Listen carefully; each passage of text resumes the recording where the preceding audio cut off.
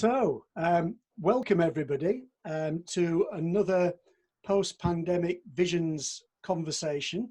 And today I'm absolutely delighted to be joined by Jemima Parker, who most of you know as chair of Zero Carbon Harrogate, and also Claire Collins. And those of you who were with us last week will know that Claire is from the Open Arms Infants Home. Claire is based in Harrogate, but the infant homes themselves are, and Claire, you can correct me if I'm wrong, but the last count, as far as I knew, it was in Blantyre and Mangochi in Malawi, unless you've grown any more in the last little while. No, those two, that's right. Just the two. Well, that's plenty, I assure you. Having been to both in my day, it's a joy to have you here. And I'm also hoping, fingers crossed, that we will be joined by Luwayo Biswick, or Biswick as he's known to his friends, from Malawi. But just as we were having a conversation, Jemima and Claire and I, things happen in Malawi. All sorts of things happen, from power cuts to Wi-Fi failure, to traffic jams, to being hauled over for a speeding ticket or whatever it may be. And so we'll play it by ear as to whether Biswick actually gets with us. I'm still keeping my fingers crossed. And I've also got my phone and messenger going just in case he gets in touch. So if the phone rings, I apologize in advance, but with any luck, it might just be Biswick. So that would be absolutely fantastic. So let's get started. And the way we will play today is, first of all, I'm going to invite Jemima to say a few words about carbon offsetting in general. And then I'd like to give you just a few bullet points about this particular scheme that we're calling the Quarter-acre Forest scheme. And just tell you why I think it's such a great idea. Hopefully by then we'll have Biswick, and if we do, then I'll let him show you a few photographs from around his estate, if I can call it that, and you can meet him and he can talk to you about the project. And I'll also then introduce Claire to speak to you about Open Arms Infant Home and her thoughts about why coupling looking after orphans in Malawi with climate change mitigation might be a good thing for all sorts of reasons. Just let Claire give her thoughts. And then we'll open up to questions from you guys at any stage. If you wish to put your questions into the chat box, that would be absolutely amazing. And we will put them to people at the appropriate time. So maybe not immediately, so don't expect a response straight away, but it just give our panel a chance to look and see what questions are actually appearing as they appear. And if anybody notices Biswick sneaking in without me noticing, just please do feel free to give me a nudge, unmute yourself and just shout out, because it would be good to know that he has landed. So without further ado, let's go to Jemima and just get some thoughts on the subject. So Jemima, over to you. Thank you, Clive. That's very kind, and welcome everyone. For those of you who haven't come to anything involving Zero Carbon Harrogate before, we're a voluntary organisation pushing for the Harrogate district to become net zero as fast as possible, but by 2030 we hope. One of the key things in reducing our carbon emissions is that we're aware that to actually get to net zero, we won't be able to eliminate all of our carbon emissions, and so a certain amount of offsetting will be needed, possibly just the last sort of 5 or 6% once we get down to those final bits. It's not an excuse for having a luxurious high carbon lifestyle at the moment, but it's just to take to deal with those really problem areas where we're going to have difficulty tackling our greenhouse gas emissions. We will need a certain amount of offsetting, and that can come in the forms of drawing down on atmospheric carbon through tree planting, through peat, moorlands, and through carbon capture and storage. And so tree planting schemes, such as we're going to be discussing this evening, are important. The other point just to note is that while we are Harrogate, zero carbon Harrogate for the district, we're very conscious that carbon emissions don't respect boundaries, and that we're tackling a global problem with climate change, and that we need to be working right across the world to tackle this. So I'm looking forward to hearing what Biswick and Claire have to say, because we need to be working in partnership right around the world on this. So, thank you. Well, thank you so much, Jemima. And I am delighted that Biswick is actually here with us. Give us a wave, Biswick, so that everybody knows who you are. You've actually got your name as Grace Luwayo Princess. Now, I know what that means, but for everybody else, they wouldn't. So first of all, I'm just going to ask you to unmute yourself and just say hello to everybody and explain what Grace Luwayo Princess really means. These two names mean a lot to me. So Grace is my wife and Princess is my one and only daughter. So in all my laptops and everything, I use those names. I know I'm a public figure, but I try to use my wife and my daughter's name so that they also known to the world. Fantastic. Well, I'm just letting in Ian Fraser. He's been in the waiting room. So I think we've got a full quota of most people. There's always one or two that land late. So Biswick, let me first of all just tell you what you missed. So Jemima is the chair of Zero Carbon Harrogate, which is a movement here in, she's waving to you. So this is a movement here in Harrogate to get the town to zero carbon. And even though we can do an awful lot by reducing energy consumption, and on my screen, I can see next to you a guy called Mike Kay. Give a wave, Mike. So Mike does an awful lot to get buildings and premises down to zero carbon by saving energy. But even when we've done all that, often to get down to zero, we have to do something called offsetting, where we actually take the carbon out of the atmosphere. And of course, that's where the fantastic work that you're doing comes in. So Jemima has just introduced the topic. You will also see, I think for the first time on a screen, Claire Collins. Give a wave, Claire.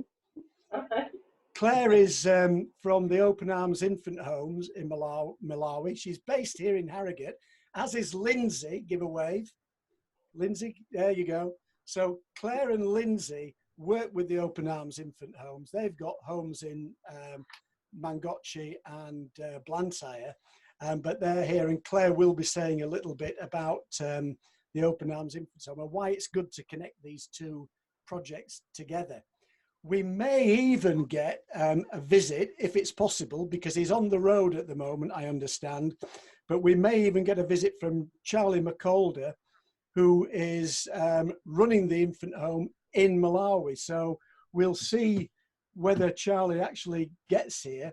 And if Charlie does arrive under some sort of alias, Claire, and you spot him, do make him known to me so that we can bring him into the conversation as appropriate. So fantastic. I'll make a start. So I'm going to share my screen, and I'm going to just give you some key reasons from me why I think this is a fantastic idea, and just tell you ever such a little bit about it. So fingers crossed that the technology works. So here we go. So you should now see a screen. Claire, can you wave to me if it's showing right? Because I can see you as well. Yeah, fantastic. So let me talk to you about the Quarter-acre Forest project. And you'll notice that in brackets, I've put the word Zucani, which I'm hoping Biswick will verify means wake up in Malawian. Now, this is a recent addition to the idea of the project. And the reason I've put Zucani on is that this isn't about growing new trees. This is about allowing a forest which was always there for thousands of years to wake up. So hence the word Zucani is really appropriate, and I hope that will come across. There is another link in that I've just written a book called Zucani, which I've been publishing one chapter at a time on LinkedIn. And I've now decided that I'm going to write about this project in the book as an extra thing and donate the proceeds from the book sales. I don't think Biswick knows this, into the project. So I don't know how much that will contribute, but if it gets a hectare or two of woodland going along the way, then that'll be absolutely fantastic. So first of all, in terms of the reasons that you can see on the screen there, first of all, growing forest in the tropics is a very workable and sustainable means to offset CO2 emissions. As Jemima said, we may contribute to CO2 loading by the activities of people in Harrogate, but this is a global thing. So we may put the CO2 into the atmosphere here, but growing trees even in Africa or the Amazon rainforest, places where trees grow quickly, is a fantastic way of making it happen. And one of the things, I mean, I've been trying to persuade or discussed with Biswick about tree planting for years. We've been having these conversations. And a few months ago, he and I were having a conversation. I said, how are you getting on with the forests? He said, fantastic. And I said, have you planted lots of trees? And he said, I haven't planted any trees. And I said, well, what do you mean? And he said, well, in Malawi, all you need to do is protect the land and the forests will grow back. So Biswick's specialism is in permaculture, and he will say a little bit more about how he does this. And the good thing about the forests that grow back is that they also grow back with food on. So you don't need to plant any trees, you just have to protect the land, and you end up with food that can feed the local people, the villages, and not only feed them, but feed them all year round and plentiful, which in a country that has often been seen to have problems of starvation and poverty over the years is fabulous. You know, this is really a project with several win-wins. And the other thing is that when you get villages interested in regrowing the forests, you can also talk to them about all the other benefits of permaculture. And for those not acquainted with permaculture, it's really growing food in a way that fits with the ecology of the local area. It's kind of just going with nature. And if you want to know more about that, then hook up a relationship with Biswick and he'll be able to talk to you for days on the subject. He's got such a mind of information. And then when it comes to providing income to families, then this is about the fact that it's like paying somebody to come and take your rubbish away. We don't think twice to having the Harrogate Council come along with their bin wagons and taking our waste away from our homes. But of course, some of our waste is in the form of CO2 and it goes into the atmosphere.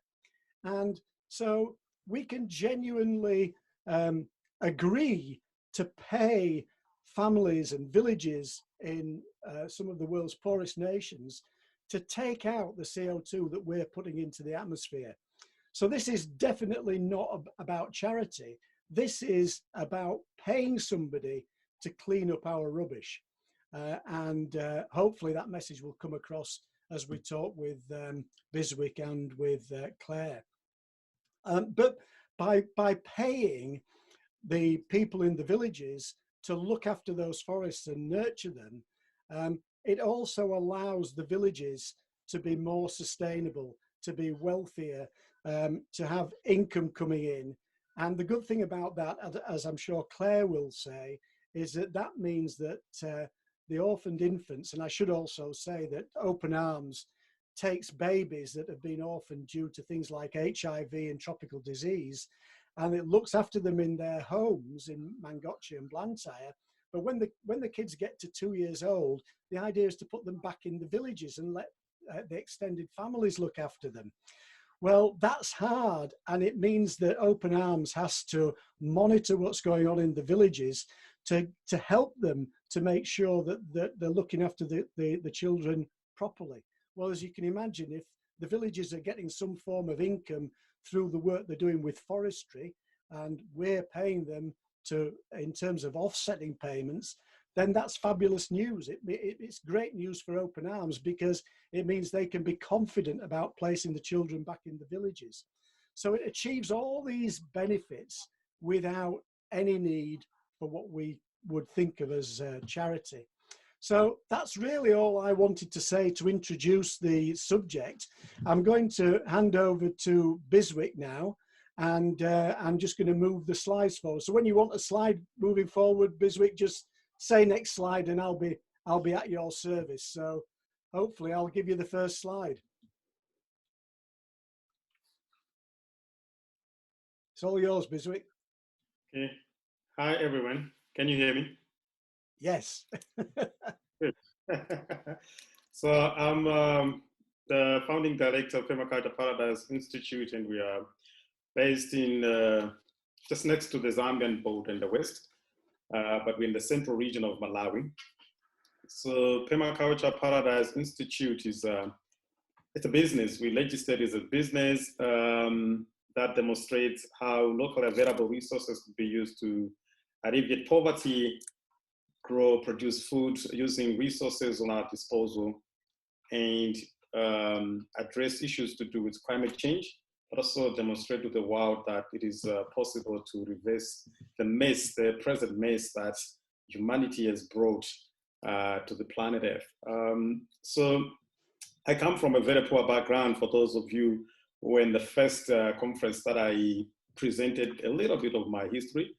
And, you know, if I become an age thinker, go back in time, many are the days that we went to bed on an empty stomach because my parents did not manage to grow food because the inputs are always expensive every year.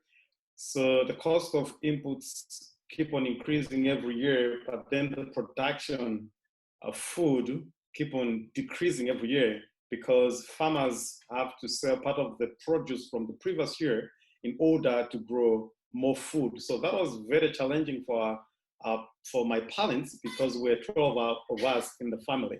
So it was hard for my parents to look after 12 children. It was hard for my parents to pay our school fees. It was hard for my parents to grow enough food and feed us. It was hard for my parents to do everything to support us to grow and be nurtured as children. So coming from that poor background, but looking at Malawi as one of the countries in the subtropic region, and we have 12 solid months to grow food. We've got resources that we can easily use to grow food. That wasn't making any sense to me. So I grew up a person full of questions. What must have we done to deserve such a difficult life on this planet Earth? So life was very hard, so challenging, up until I bumped into permaculture, and I realized that, you know, people that are practicing permaculture are able to grow food using resources local to their environment, local to their region, local to their country, and they're able to provide surplus to nature or creatures of the planet Earth. So I designed a farm that was around my parents' yard. It's a long story. But then after designing that farm, I realized the need for, you know, upscaling this business to support my family and support other people in the communities that I lived. So I decided to set up this business, and I named it Permaculture Paradise, because I thought that if we co-create the paradise that was before, a lot of people read about this paradise in the Bible, we can easily address all the challenges that we face, being it malnutrition, being it hunger, being it resource depletion, being it poverty, being it climate change. We can easily address these challenges in a garden.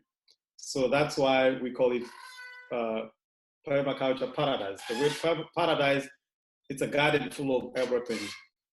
So we are a demonstration and training center that demonstrates before we teach others. Whatever fails in our garden, we don't dare teaching others. But whatever works in our situation, that's what we take and teach people. So we've got different demonstrations on the farm. We demonstrate urban permaculture on how you can do permaculture in the cities by using resources around the houses and establishing multifunctional landscapes that produces the need for the people that live in the cities. Because in most cases, you will see people in the cities planting flowers and grasses of no use. So they grow flowers, they plant grasses, they slash the grasses and throw it away.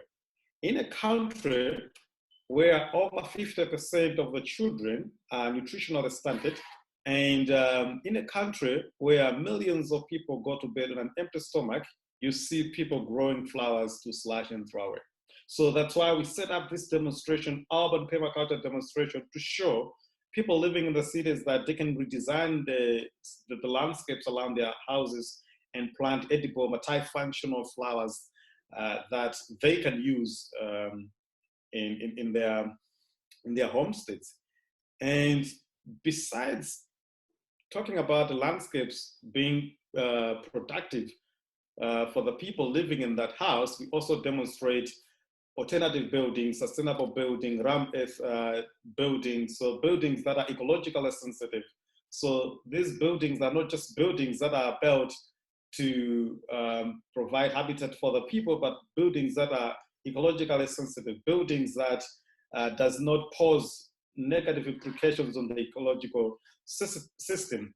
And I can give you a very classic example of that. In the house I'm in, there's a living tree, and you can see it in the background. So this is a tree growing right inside the house. So I can see your backgrounds are really amazing, but this is my background. This is a tree, you can see it, and that's the house. So that's the tree, and it's growing right there. So that's part of buildings that are ecologically sensitive. We are bringing in our buildings, our structures within the natural ecosystem. So we harmonize our buildings with the natural ecosystem.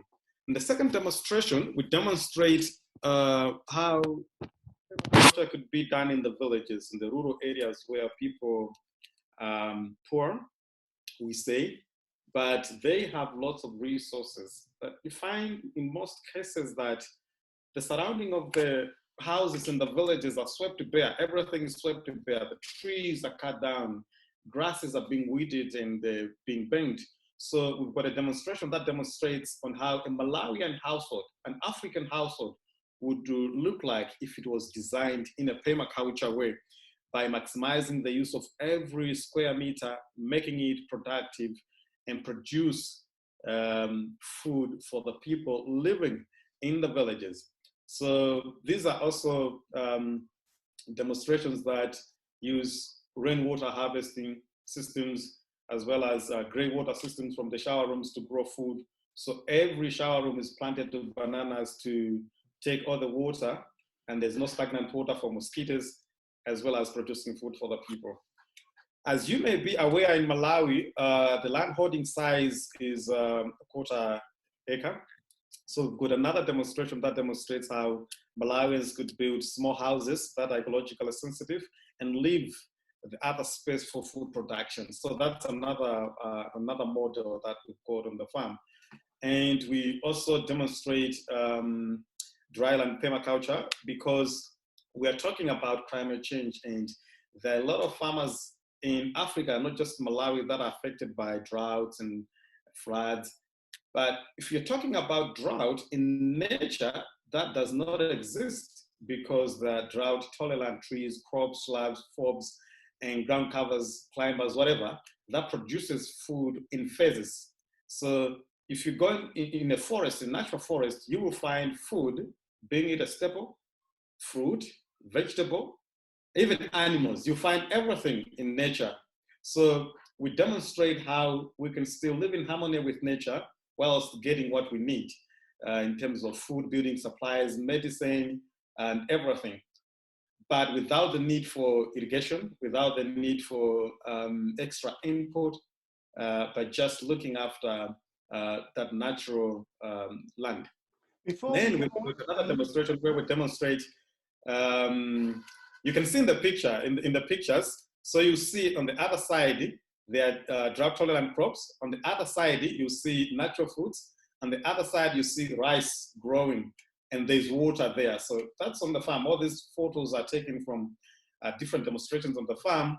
We grow our own rice on the farm. We grow wetland rice. So we've got systems that captures all the water from uphill into rice paddies, and we grow rice, sugarcane, bananas, roselle, and we also keep fish, especially catfish. So we've got Biswick, yes. just, before you go on to the next slide, can I just ask two questions of you?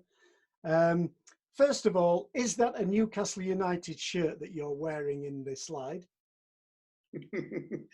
Inside? Maybe. No, I mean on the slide. On the slide, this one? No, the shirt that you're wearing on the slide. With the black and white stripes, is that Newcastle United? Juventus. Oh, Juventus. You see, here's me thinking it was Newcastle United. Anyway, my serious question is, it's really just an observation. You mentioned quarter-acre forests.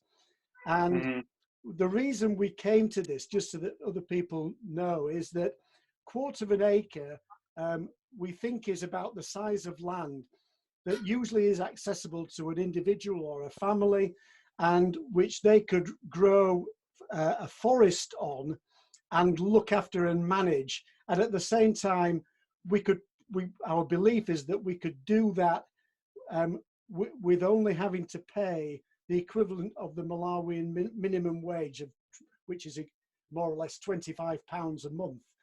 Did you want to say anything about that before we move on to the next slide?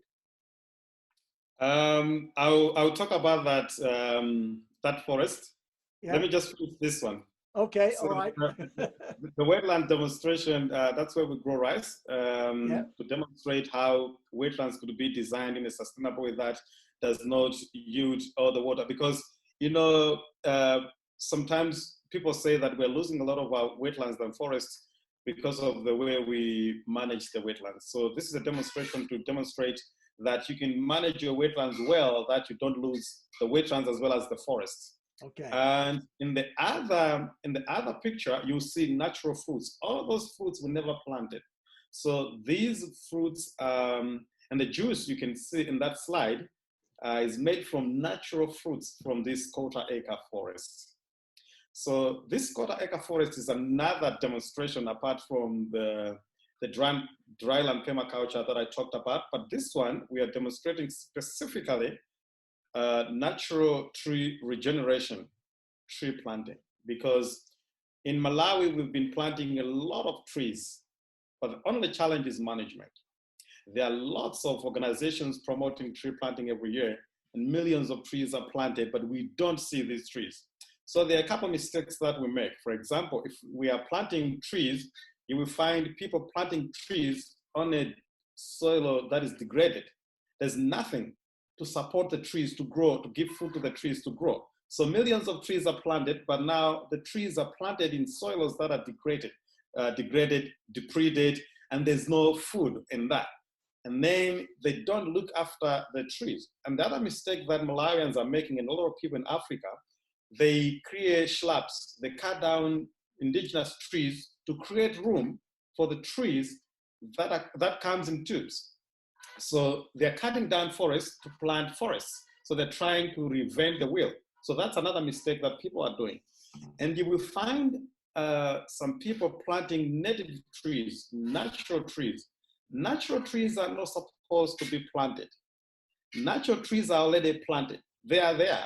They are there in the forest. What we need to do is to manage, but we don't plant natural trees. So that's another mistake that a lot of people are doing. They're trying to reinvent the wheel. So that's where this quarter-acre forest comes in. That's where we demonstrate how we can easily regenerate, rehabilitate landscapes without any physical input, energy input to that forest. But now we see the benefit that we're getting. Maybe you'll see one of the slides down there. I'll show you. You'll see how much we are getting from a forest that was barren, a land that was barren, a land that was used as a rain-fed farmland. Now we converted that into a forest. So that's a specific demonstration where people can come and see trees that planted themselves. And the only job we have to do is to observe and adapt. Shall I go to the next slide, Biswick? Yes. There you go. Can you see that? No. Yeah, so this is part of the forest. One of the forests that we took before pictures. We've got a couple of pictures, aerial photos, and these two-dimensional photos. And you can see those two trees that were there. That's in June 2017. So this is June 2020. And you can see it's just 2 years and a few months. At first, we thought of planting trees in this forest because we wanted to rehabilitate it quickly. So we dug some pits. But we realized that there were shrubs already, that if given a second chance, the shrubs could easily grow back into a forest because the shrubs has got a very good root system than the trees that we could plant ourselves. So we thought of leaving it to regenerate into a forest. So you can see in the next slide in 2019. I think it's a few slides on, Biswick. So that we've got these slides, and then I think that's the one that you were looking for, yes? The one with your name on it. Oh, I don't have that one. Yes. All right, so this one. Yes, but this is the same trees, yes? The same trees. So you can see those two trees are there, but look at how lush that one is. So this is December 2019. I did that deliberately. I've got photos of this year. I sent that to Clive. But now you can see those trees. That one, the big one to your right on the screen, it's a fruit tree. It's called hissing tree. And the other one is the Brachygia family. But you see all these trees. Now, we are not just talking about the trees. One of the other mistakes that a lot of people make is that when we are talking about tree planting to deal with issues to do with climate change, we only plant trees.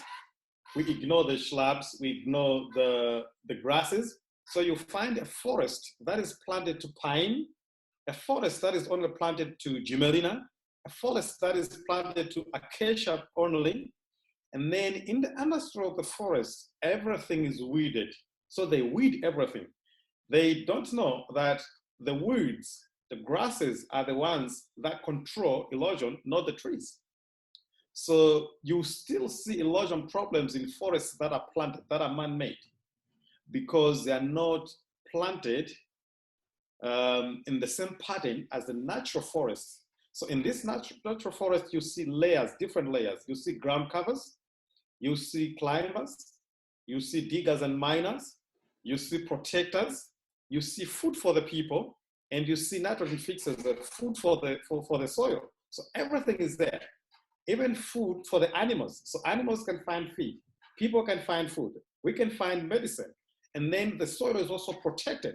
The structure and texture is being maintained by the diversity of this. Now, these are the same lessons that we take and apply in our agriculture production, because you will never see pest and disease problem in this garden.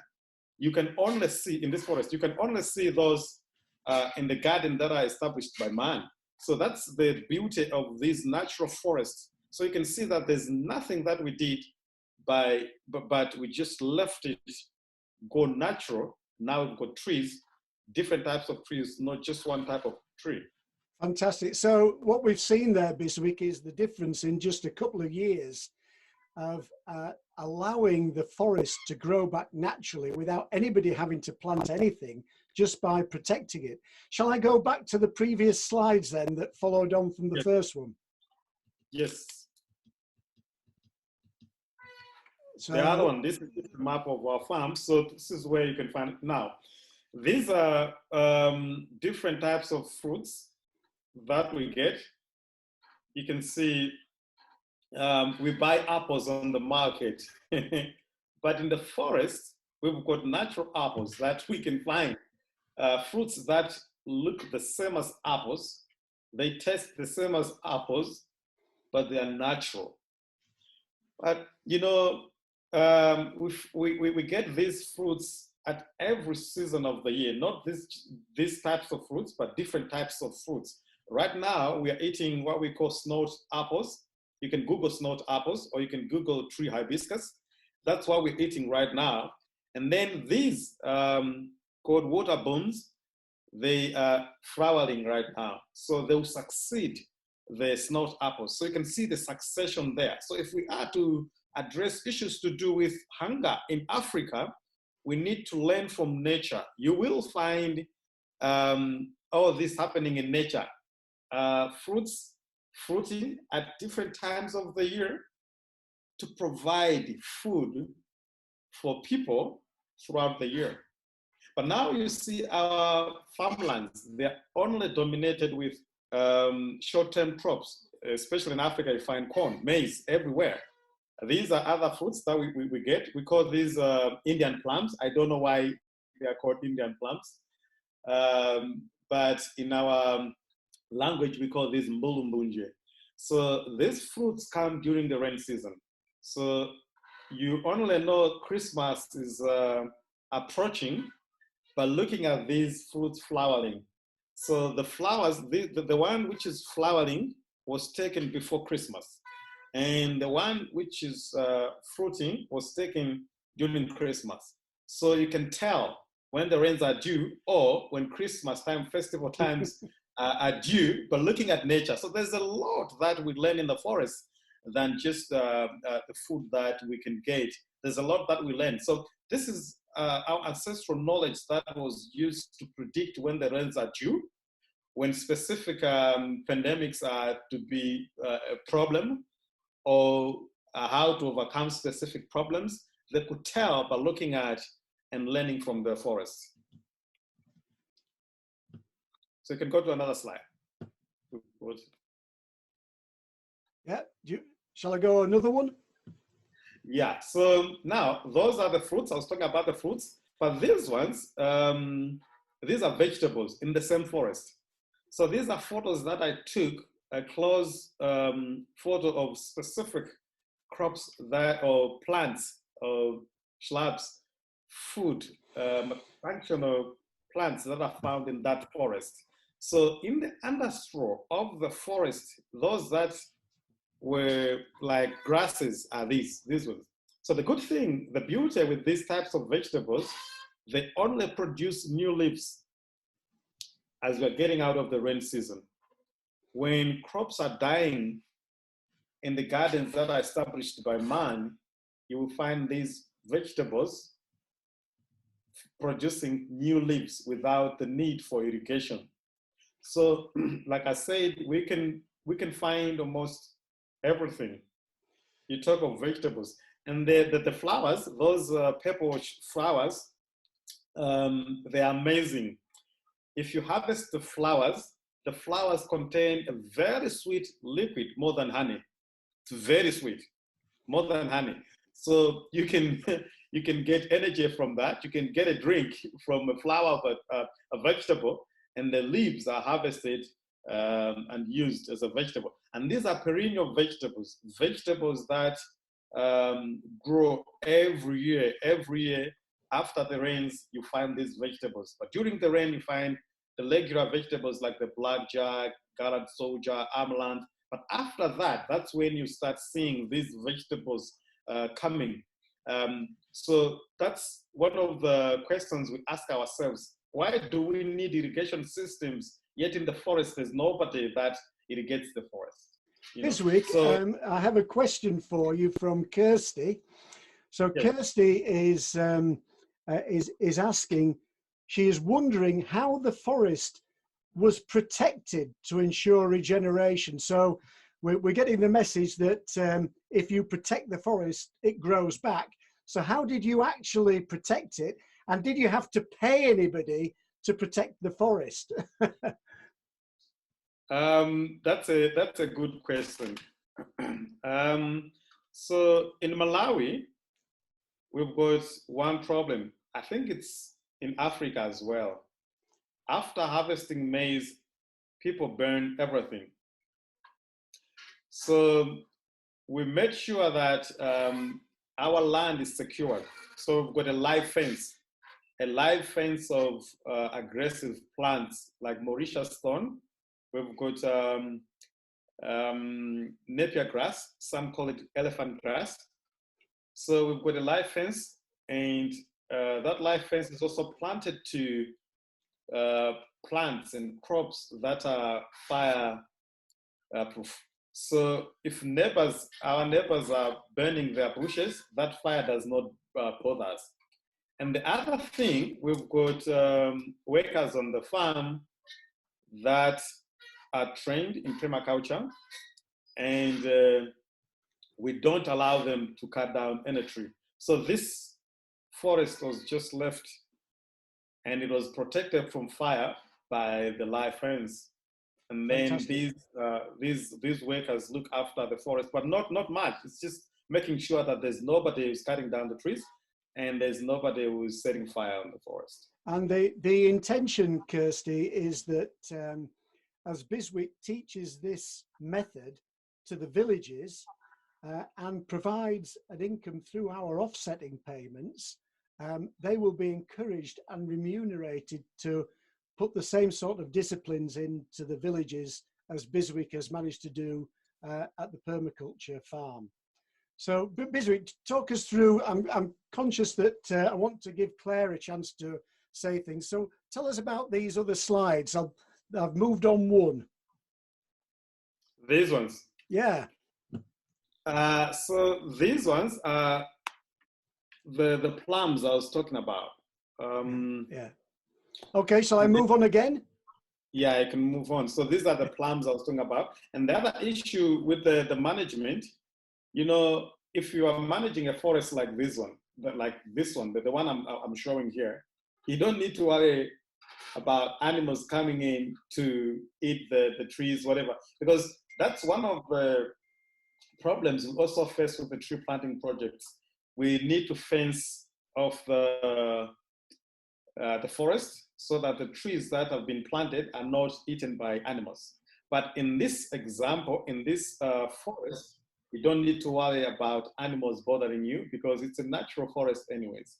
If you have animals coming through, the animals will only be grazing, a little bit of goats maybe browsing, but not damaging. So they don't damage. They just at least help you facilitate the process. But in most cases, we realized that the animals come there to just graze on the grass and leave the forest alone, because these are native forests than trees that are brought in from elsewhere. Because they're new, they're easily eaten by animals. Fantastic. So this is, tell us about the map then, Biswick. This is your farm, is it? This is the farm.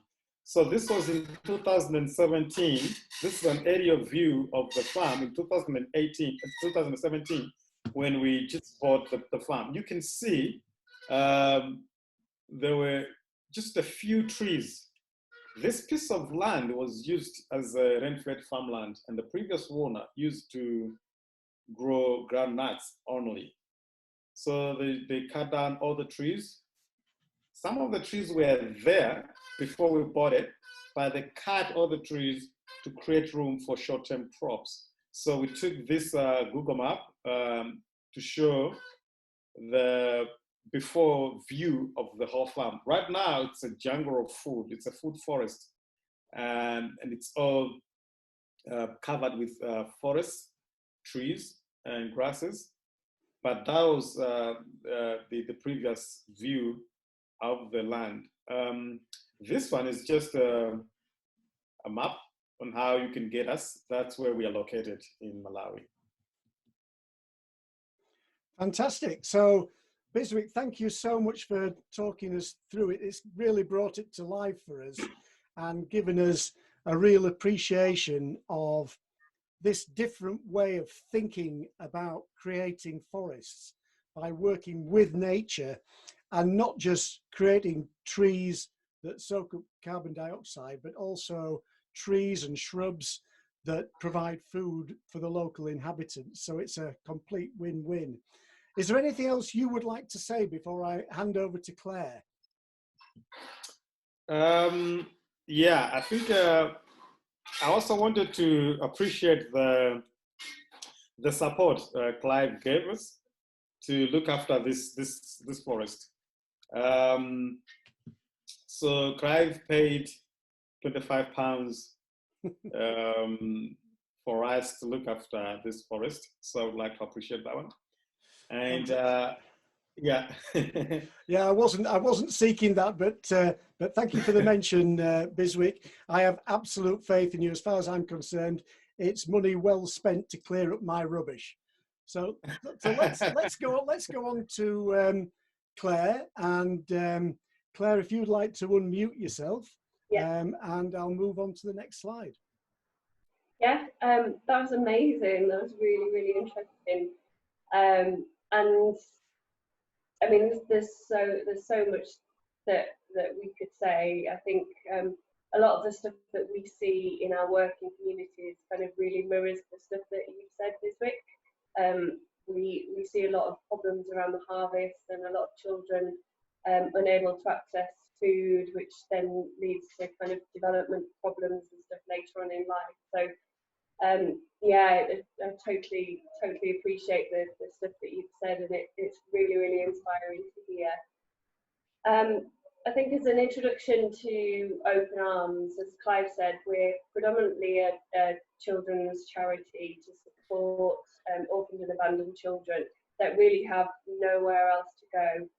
We work very locally with the local communities and the local systems in Malawi. So we work with the social welfare system, and when the social welfare officers know about a child who has nowhere else to go, there's no alternatives for their care, we've got 2 residential infant homes where we take in the children on a temporary basis to really to help them survive their first few years, so they get access to medicines, food, the social interaction as well. They get cared for around the clock, with the intention of nurturing them to health. And by the time they're 2, we work with their communities, their extended family, to make sure that when they're 2, they can return back to their communities and back to their extended family, so they can realise their land rights and they can grow up within their own families and communities.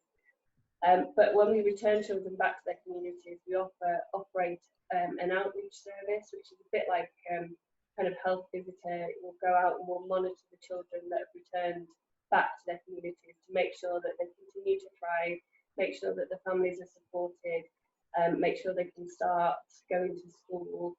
And that can be either providing medicines, helping support with food, it could even be just monitoring and advice. It's really different depending on the needs of the children and the families. Some children we support for quite a long time, other children, might just be a few visits and then kind of our work is done. Also in the communities, we're really passionate about building the infrastructure and the facilities of communities. So we've done lots of different projects in communities, but our main one is building nursery schools. So we found that when a child returned to their community, there was often little access to nursery schools. And so we partnered with the local community, the village leaders, and as you can see here, this is one of the nursery schools that we've built. So we'll meet with the village chief. They allow us a piece of land to use. They provide some volunteers. We pay a group of local builders. We also invite international volunteers over as well to take part in the projects, because it gives a real first-hand appreciation of the work that people are funding and the work that people are working alongside and partnering, with the intention of building long-term partnerships, not just coming in, build a nursery and then go away. So we work really closely with the community, and it's a partnership in actually building the nursery school. And here's one of the nursery schools that we built last summer. So we'll build the nursery school. You can see some of the volunteers that come over, and then we'll work with the community. We'll hand over the nursery school to the community. We will sponsor a teacher, and we will provide food for the children that attend the nursery. And the village will provide a volunteer cook, and in some cases a volunteer kind of classroom assistant as well. And they take on the responsibility for making sure that those children in the local area go to that nursery and use that nursery. And we kind of support, we'll go out each month to kind of check in with them as well. So our nursery schools are intended for around 50 children. The last one we built had 100 children registering on the first day.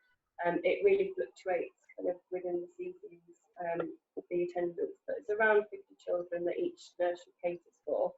And they'll go in and they'll get a morning's education in the nursery. They'll get a daily meal, which, as Biswick said, at times we're told that that's kind of the only meal that they can get, the only hot meal. It's a porridge-based meal that's cooked on site in the nursery, and the children eat that. And that encourages the children not only to go to school, but it supports their nutrition as well. And then on the site, there's the nursery school, and there's a small kitchen area with a rocket stove to heat the porridge, and there's also a toilet block as well for the community to use. So that's the kind of basic structure of them. We've got 10 of these nursery schools now that are providing kind of food and education to over 500 children every day. Unfortunately, they're closed at the moment because of the coronavirus, and the government have closed the schools, but we're looking forward to reopening them very soon, and obviously keeping in touch with the communities as well throughout that time. So in terms of this project, it's really exciting and really interesting to see the stuff that's happened. That was some of the children that are going to the nursery school. And I think if you go on to the next slide.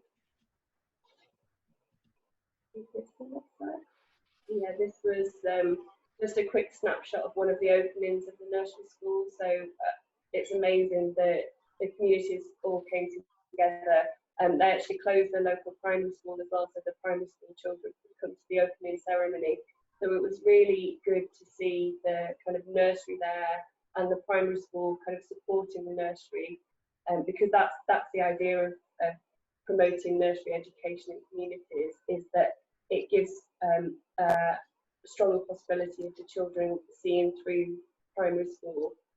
There's only about 30% of children complete primary school in Malawi, so by getting a head start at the nursery school, by being able to sit and to listen, and you know, to understand how to learn in a nursery setting and know the basics before they start primary school, the children that go there are much more likely to complete their primary school. And we've started to see that now, because some of the first nurseries that we built, the children are now finishing their primary school education. So in terms of this project, the nursery schools are one of the ways we support the communities that we've got partnerships with, and the communities are all communities that we've returned children to. So we work with the children, their extended families, and their village leaders as well. And I think this project, I see lots of synergies between it, because it's about the providing sustainable support. It's about empowering the villages in a sustainable way. So yeah, I'm really excited about the possibilities of introducing something like this into the communities we work with. I've been out on outreach visits with our matrons, and I've seen the advice that they give to families, and how families kind of follow the advice and work in partnership with the matrons. So I really think this is something that, you know, we could work with the communities that we work with to introduce this and to bring that into the education and the sort of advice that we give. I know our partners, Charlie's not been able to join us on the call today, but I know he was very positive about it, and it's something that we see the organisation moving towards in the future, improving the work that we can do in communities, because our work is really to get children back to their communities and allow them to kind of grow up healthy, to avoid the stunted growth, to go through primary school, and then to, you know, to be able to go on to contribute to Malawi and the society as a whole. So yeah, really excited. I hope that was not too garbled. Not at all. It was fantastic. Thank you ever so much, Claire. And there's one or two questions and comments coming through the chat, and I'll try and facilitate some of those as best as I can. So Jemima has got a question. I think it's for Biswick, but Jemima asks, are there other farmers practicing permaculture in Malawi? Or are you on your own, Biswick? What's the answer? Now we've got over 150 farmers that are benefiting from this project. So what we did last year, we identified vulnerable farmers within our reach, and we gave them free training, free seeds. And now they can see all of this work on our website and on my Facebook page. So we've got 150 farmers in just 1 year that are benefiting from this project, and they started with rice, and now they are bringing in composting toilets this month, and bringing in other companion plants. So the community is benefiting a lot through that. And then there are other individuals and families. We've got different programs. People booking for a family education visit or couples visit, school, whatever. So, but the community is benefiting right now.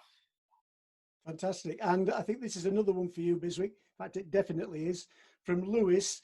Lewis says, it's an amazing project, but do you live on the farm? Sure, yeah. Give a wave, Lewis. There he is. I and my family live on the farm because I realized that it would be very difficult for me to talk about how to address problems in the villages, yet I'm living in the city. Living in the city would give me an idea on how to address problems in the city. So I had to go into the village, in the outskirts where these people live, and experience the same life they do. So I do live on the farm, I do live in the village, in the outskirts. Fantastic. And there was a comment, I won't go into all of it, but from Bill. So Bill's sitting there with Sian. Give a wave, you two. So I just want to summarize what Bill was saying, because he was in Malawi, and you'll be able to see this in the chat. And he was teaching as best practice some of what he has acknowledged are now destructive practices. So I think you've got a fan there with Bill and Sian, who are concurring that going back to nature is a good way forward. Look, Sian's putting her thumb up, so so that's a really good good comment. There's a question from Mike, and it was to me privately, but I'm going to answer it because he's talking about what you've achieved is outstanding, and is wanted to know about the size of plots. And the idea, it says in the city, but I think, Mike, we're talking about around the villages. The reason we've got to quarter-acre plots is when Biswick and I discussed this, we came to the conclusion that there's often 10 acres around a village, and there's probably enough people in a village to spread it out in quarter-acre plots to a number of people, so that various people can get involved, rather than having one person trying to manage the whole thing. It becomes a team effort, and they can actually get the money from people like myself and others who are offsetting, and take that as an income and build a relationship. It was my error, because Biswick did actually send me a photograph of a sign saying Clive's Forest, which he has put against the plot that he's looking after for me. And the intention is that we can do this with other people and encourage the villages to build a relationship with the people that are doing the carbon offsetting, so that they feel they've actually got their own forest in a little piece of Malawi. Feel free to unmute yourself, Mike, if you want to comment. I can see you're itching. No, I was just going to say, I think it's a great idea. I think I remember when I was at college, somebody had a crazy idea about selling people an acre of land in Scotland if they had a Scottish heritage, and everybody was paying 25 quid for a title deed of nothing. Yeah. You know, if you're going to pay 25 quid, you might as well have your own forest and actually be able to look at it. Yeah, and for it to sustain somebody. So it's far better than a title deed on a wall. Yeah, fantastic. Yeah, far better.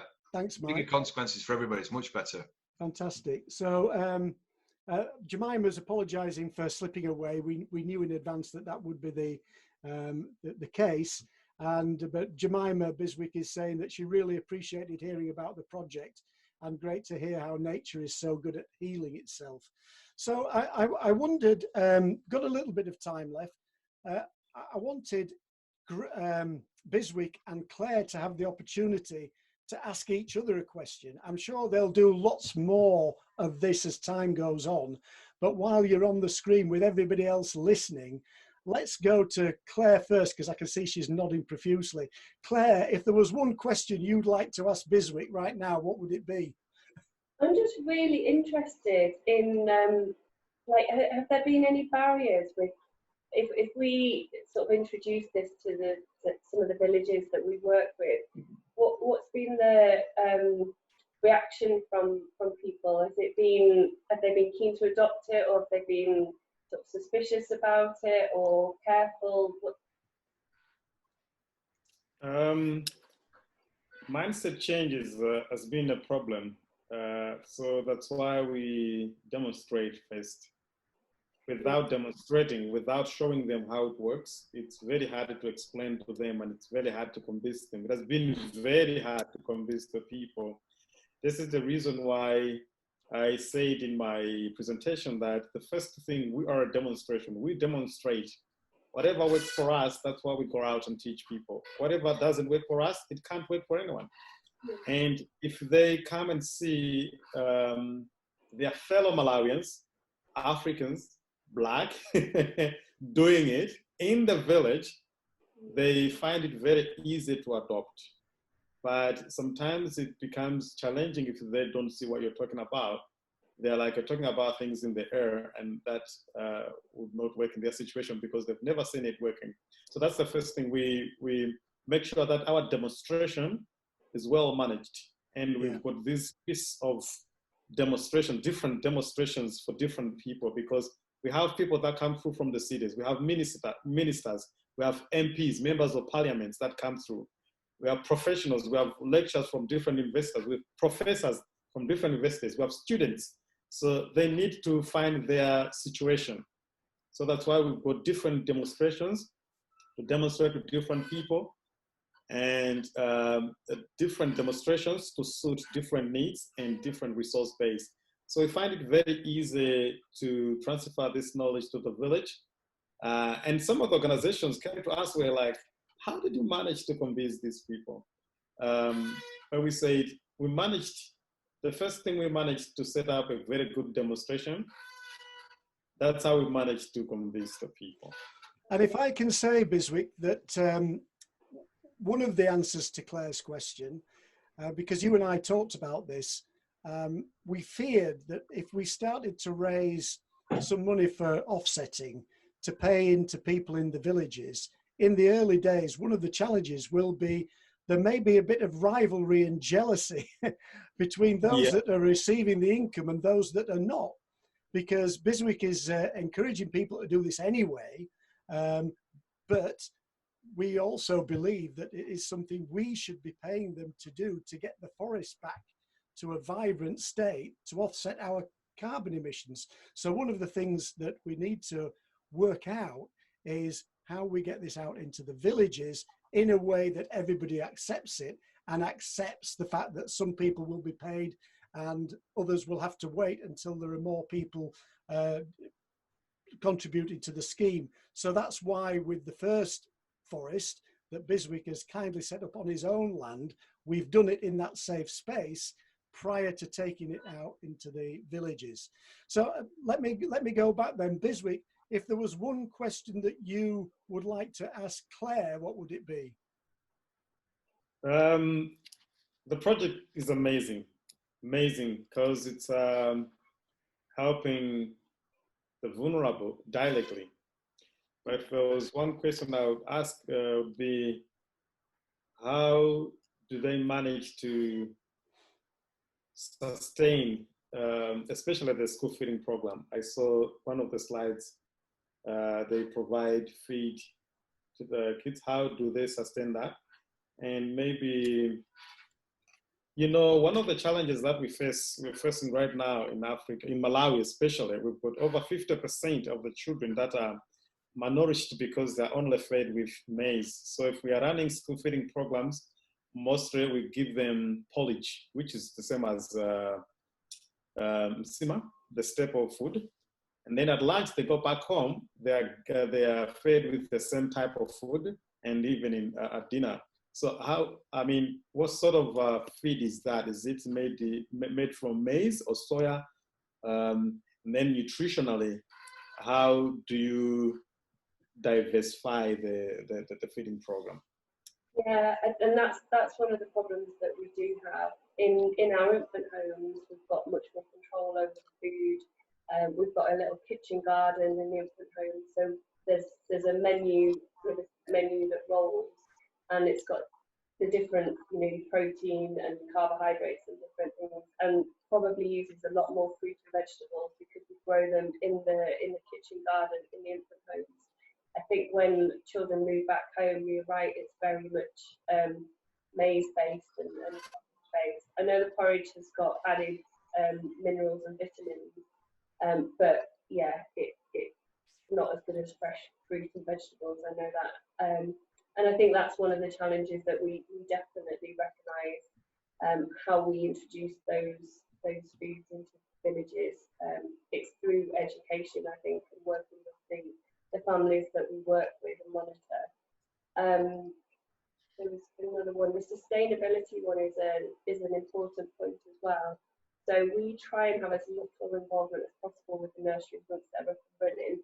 Obviously, we want to make sure that they are being used, and we provide the food and we provide a sponsorship for the teacher.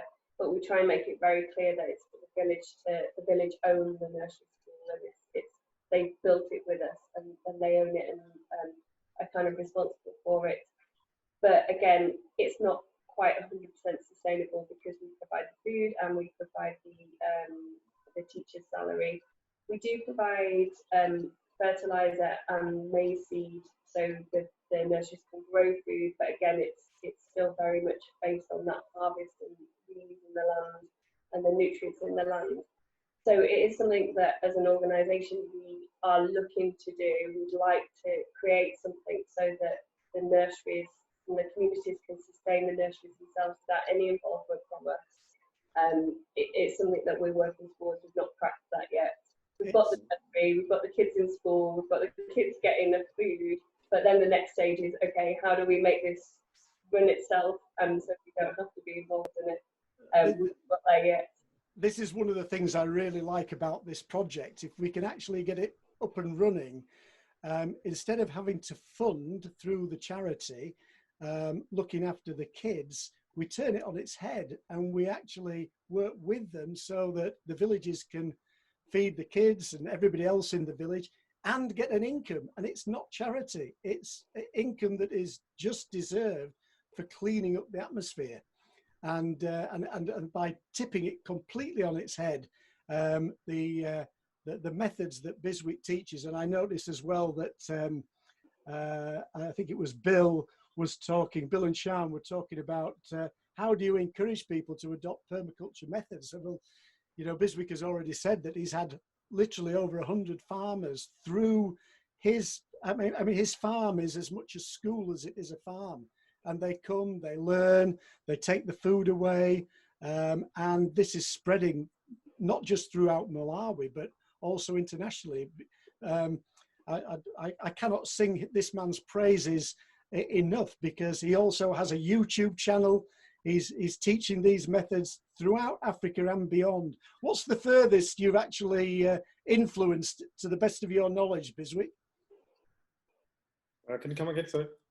So your teachings of permaculture and through the YouTube channel that you have and your website, how far afield have you taken it? What countries have you taken it to? What's the furthest country? You know, I think we were supposed to have John in this conference. You know, John? Oh yes, John Campbell. John Campbell, yeah. Yes. So we'll be working with John in Kenya now. We'll be teaching schools in Kenya very soon as the pandemic is over. So I've been to Kenya, I've been to Zimbabwe and Zambia and Mozambique teaching permaculture already. So this will be my second time to be in Kenya teaching and introducing permaculture to schools. So yeah, I've been to a couple of countries already. You're so modest. Just another question. Let's have a look. Some of these are private to me. I'll get to those later. But Lindsay, why don't you ask your own question? Just unmute yourself and speak directly to Biswick and Claire. Hi. I was just talking about the potential for jealousy, and also to get the villagers on board to this whole prospect. Would it be an idea to set up, say, a cooperative quarter acre or whatever to start off with, and let them see it work in practice, and then that will get them on board, and that you give them maybe some control over their own destiny as well. So I was just wondering if in the villages they could have their own trial, but do it on a cooperative basis. Any thoughts? Yeah, that's a good idea. We've got cooperatives that are working on permaculture projects, so it could be very easy to work with the same cooperatives, and they sometimes use the word clubs in Malawi. So they've got manageable clubs of, let's say, 15 people with one lead farmer and 14 follower farmers. And most of these clubs have 10 manageable groups. You have one lead farmer and 9 follower farmers. So the lead farmers got a demonstration, and the follower farmers are trained by the lead farmers. And it's very easy to train all the 150 farmers at once, because you only need to train 15 lead farmers, and the 15 lead farmers will train the rest of the farmers. So each of the farmers is going to train 9 farmers. Fantastic. That's really good. Yeah. Good. Thank you.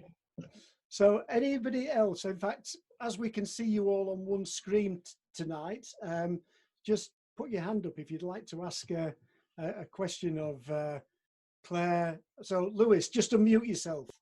Go for it. I was just wondering, Biswick, if there's currently like a funding system in place. So how does Clive and Harrogate, Zero Carbon Harrogate, how do they fund the project at the minute? Well, I'll answer that for you, Biswick, if I may.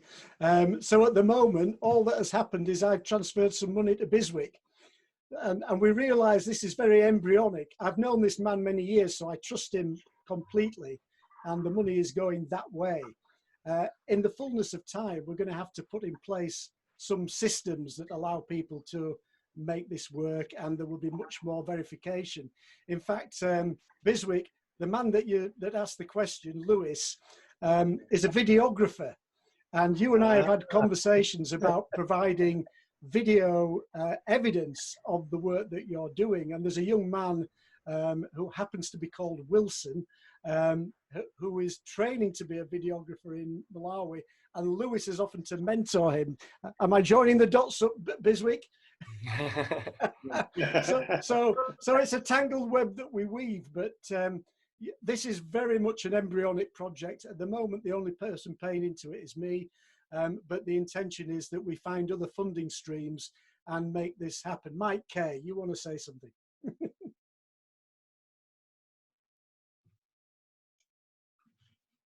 I presume that both, obviously, Biswick's fund, whilst he's, you know, I understand the model that he's, the road that he's taken, because in the business that I'd done, we had to do everything first before anybody would believe that we could do what we can do. Exactly. So I understand that journey, and I think, you know, where you've got to is phenomenal. I also think that what Claire's doing is outstanding within that country and that community. So I presume, Claire, that you've got a very, as you're a charity, you've got a very easy way to transfer money from one place to another. And it would seem very obvious to me that if you're both working in similar types of environments with different challenges, but globally it's one solves the other, the easiest thing to do is just stick them together, work together.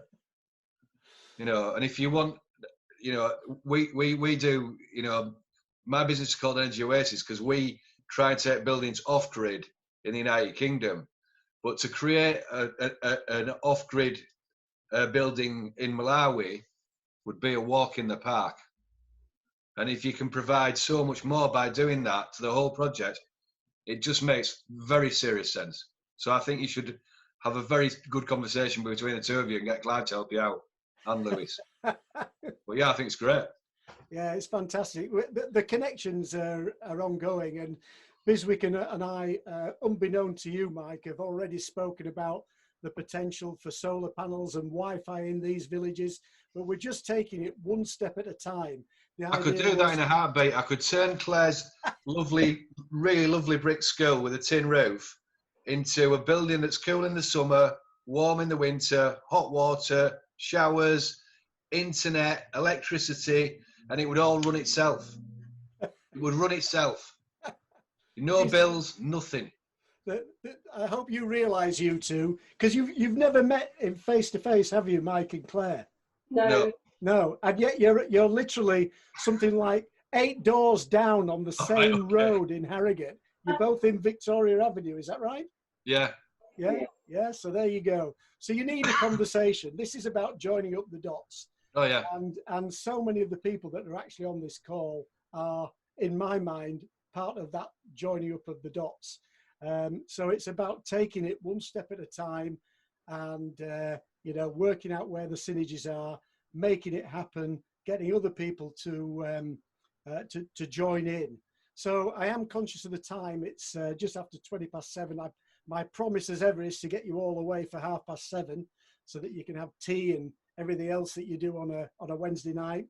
But just by way of summing up, I did put in the chat box at the beginning a URL to an article that I wrote, which is on LinkedIn, but most of you will know how to find me on LinkedIn. If you can't for any reason, I'm sure you'll find me one way or another.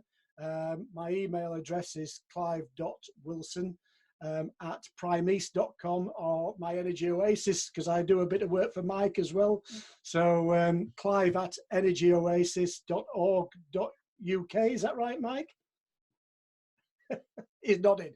So you'll find me one way or another. If you'd like to know more, just ask, and we can point you in the direction. If anybody would like to become part of the scheme in some way, whether you would like to ultimately contribute, or whether that's money or ideas, then please do talk to us, and we can start to build some kind of momentum for the work that is going forward. But I think tonight has achieved its objective, and the objective was simply to give you a taste of a different form of carbon offsetting. You know, last week we talked very much about, we talked a little bit about this, but we also talked about many of the fabulous schemes that are going on in the Nid Valley and with the Woodland Trust. They're all valid, they're all fantastic. And I know Zero Carbon Harrogate and Energy Oasis will, in the fullness of time, provide opportunities for people, a diverse set of opportunities. And my hope is that this scheme, the Quarter-acre Forest, or Zucchini, or whatever it gets called, will become one of those opportunities for people to participate in. And hopefully we'll join up the dots with Open Arms, so that the villages that the kids get placed back into will have forests all around them, food, and some form of income that will allow them to do other things, even putting solar panels, Mike, on the roofs of the local school or whatever it may be. That's not even the beginning. Exactly. So I just want to go back. Jemima isn't with us. We knew she would have to disappear. So let's just go back to, first of all, Biswick, and then Claire. And then if you all want to be thinking about, either put something into the chat, or if you'd like to say literally a sentence about how tonight has inspired you, then we'll just let you put your hand up and you can say it. But first of all, what did I say? Did I say Biswick first? Or did I say Claire first? Let's go to Biswick. Tell us, just say a few words in closing, Biswick. So thank you very much, Clive, for hosting this, and thank you very much for everyone for participating in your contributions. This was an amazing night. The first time we had this, I had internet problems, you know, Africa. But this time around, I'm happy that everything went well. The internet was in our favor, and your comments, your contributions were amazing, amazing. And looking forward to more connections. If you would like to share contributions through an email, feel free to do that. You can ask Clive, and he will direct you on how to do that. We can have maybe a thread of emails from all of us that were in this conference call. And whatever you would like to share, please do that. We are very open in Malawi to new ideas. And every time we meet new people, we learn a lot of things. And that's what keeps us going. That's what makes us who we are today, because of our association with a lot of people, a lot of cultures, a lot of experts from different parts of the world. Thank you very much. Thanks, Biswick. Claire? Just to say thank you for Clive. Thank you to Clive for joining all the dots up. That's really good. Thanks to Lindsay as well for joining me. That's really nice to have support from another Open Arms person. And I just think the stuff that you do in Biswick is amazing. I want to come and see the forests. I think they just sound amazing. If we could get one in one village that has got an Open Arms nursery, and we've seen the child come into us and survive their early years and then goes back to a village that's got not only a nursery school but a continuous supply of food that is self-sufficient, that would just be amazing. So yeah, I look forward to carrying on the discussion. Fantastic. Well, that sounds like a bit of a laying down the gauntlet. If anybody wants to be the first person to sponsor a quarter-acre forest in a village where we've got infants that have been placed back from Open Arms, then do get in touch, because that would be brilliant. So just raise your hand if you'd like to say some words in closing. Lindsay, go for it, and then Lewis. Biswick, Clive, everybody, thanks so much. It's so exciting. Really invested in this, particularly for me. My particular interest at Open Arms is the children back in the village and their communities. So this is really, really inspirational and exciting for me. So thanks very much. Thanks, Linz. Lewis? Yeah, kind of just a mirror that. Absolutely fantastic work to both Claire and Biswick, and thank you, Clive, for arranging this. And I've like, in terms of inspiration, there's a whole host of things that I think I'm going to go and do, and people I want to speak to after this. I've got a bit of a question as well. Biswick, what's the name of the YouTube channel? It's Luwayo Biswick. Right. Can we get that in the Can you put it into the chat, Biswick? Yeah, if that's okay, that'd be great. And then just in the spirit of Clive, I think connecting dots. I'm going to take one of my lecturers that I did quite a lot of work with at university. I did quite a lot of research in Malawi, and I wonder if she'd be interested hearing about this, because she did a lot of research into reforestry. So in the spirit of Clive, connecting the dots, I think that's one of the key takeaway from me for tonight. Thank you all. Well, you and I are in touch, Lewis. So anything you want in terms of links to Biswick's YouTube channel and so on, we'll sort all that out. Just send me an email. And this meeting is being recorded, so we will post it on YouTube. And I'm pretty sure that through Zero Carbon Harrogate, you'll be able to access it as well through their past events page. So one way or another, keep in touch with me, and we'll make things happen. So any other last words before we disappear? I think the great thing about this pandemic is it's made it a lot easier to join the dots. Good point, Mike. Bill and Sean. Bill. Okay, I've got to say it's 49 years since I first set foot in Malawi, and I've got to tell you, every day is the memory of that experience is fresh as paint. It's the most wonderful, wonderful country, and it was the experience of a lifetime, and in effect changed to a degree my whole direction of thinking. And it's something I don't regret a single moment of that experience. Fantastic. Well, I predict that there'll be at least 2 or 3 people that are on this screen that end up going to Malawi and participating. That's not Malawi, that's Uganda. The map behind is Uganda, but I was able to visit that in 2001 with Sean, and we spent nearly 3 years there. I was able to rehearse those experiences and learn afresh all that we've done. And Africa is now really deep in my system, I've got to say. Brilliant. Well, listen, thank you everybody, especially Biswick for coming all the way from Malawi to be with us. Viola, is that a hand raised, or are you just stroking your hair?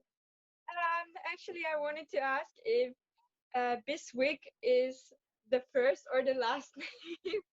I was just wondering. I'll let you answer, Biswick. I know the answer, but you tell her. Biswick is my last name. But that's what he gets called. Is that right, Biswick? Yeah, because a lot of people fail to pronounce Luwayo, so I'm typing my full name in the chat so you can find it. He always encouraged me to call him Biswick, so I've been doing that for the last, what is it, about 5 years now? 5 years, yeah. All right, well, it's 7:30. I keep my commitments, so good night to you all, and keep in touch. Thanks again, Claire. Thanks again, Biswick. Thanks, everybody. Thank you. Bye. Bye.